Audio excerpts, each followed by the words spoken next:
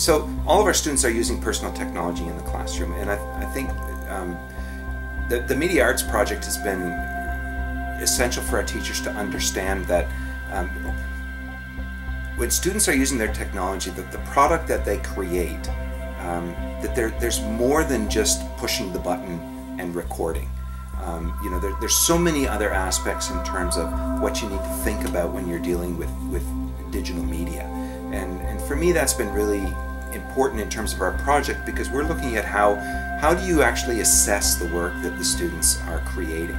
And we've seen a real evolution over the last few years from moving from what I would say is kind of very almost kind of uni or one-dimensional pieces of work, where it's a student holding a camera and just taking a video and turning that in, or putting work in a digital format, to where now we're starting to think about many other aspects in terms of camera angles, voiceovers, how do we build tension, how do we add all these different components to their pieces. So when we're assessing it as teachers, we're not just looking particularly at curriculum content.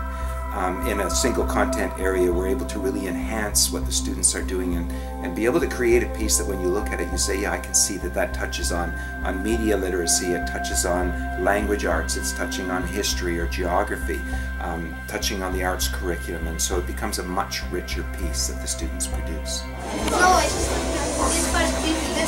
was great. I mean, truthfully, I've enjoyed this experience more than any other LTTA experience I've had.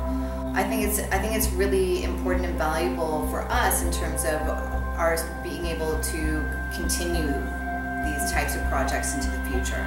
I think it's expanded our repertoire of skills and understanding, being able to convey that to the students. Digital media literacy is really exciting to kids. I think they really enjoy doing or engaging in that, in both using technology and thinking about the medium and even analyzing messages and all that. So I think that part was interesting to me. We created a framework as a group of teachers, an overall framework that we called it a check brick. So instead of using a classic rubric, we had a series of components of language, which included oral communication and media literacy, and then we had a drama component as well.